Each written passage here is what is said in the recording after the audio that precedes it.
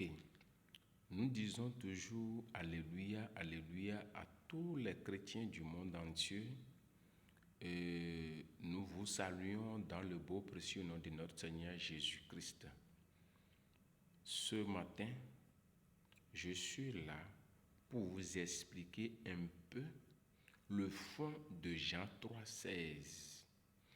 Pourquoi Jean 3,16 nous parle de la croyance et non la foi?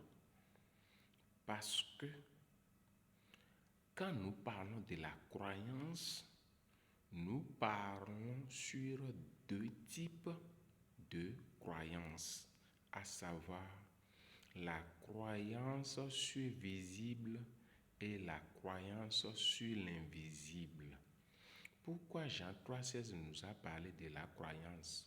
Parce que quand nous voyons les deux composants de l'homme, nous avons le visible et le non visible.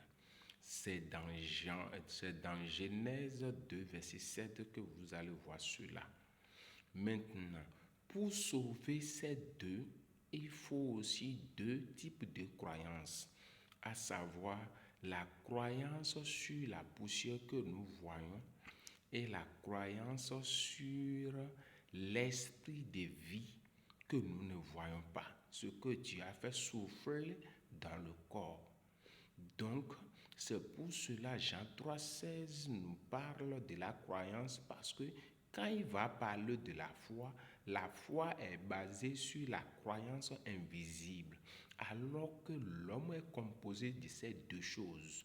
Et pour aller plus vite, pour ne pas donner la différence, il faut utiliser la croyance pour que les deux puissent trouver la solution, pour que les deux choses qui nous composent soient sauvées. Donc, quand vous croyez sur les choses visibles, cela veut dire par là vous pouvez sauver votre corps. Mais quand vous croyez sur des choses invisibles, par là vous allez sauver votre âme. Donc Dieu veut que les deux soient sauvés. C'est pour cela Jean 3,16 nous parle de la croyance.